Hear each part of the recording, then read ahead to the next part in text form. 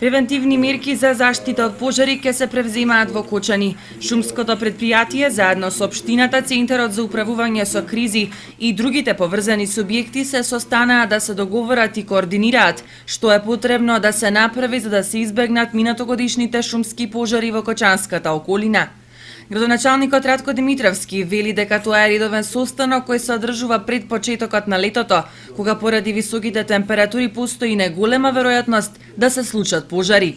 Се сложивме околу тоа дека е далеку покорисно, далеку подобро да се превенира, односно да се преземат мерки за превенција од пожарите, отколкото што подоцна да се интервенира во гасењето на пожарите.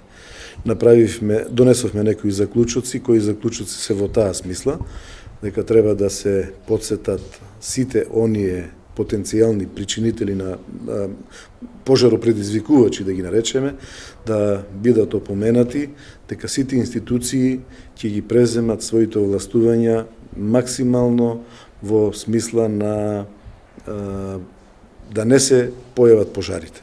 Очекуваме дека и вие како медиуми ќе допринесете во тоа, односно ќе биде апелот прифатен од сите наши сограѓани и дека оваа година нема да имаме некои посериозни проблеми во делот и на полските и на шумските пожари. На состанокот беа разгледувани состојбите со противпожарната заштита во општината, како и мерките за заштита од пожари во оваа сезона и финансиските можности на општината за вложување во противпожарна заштита.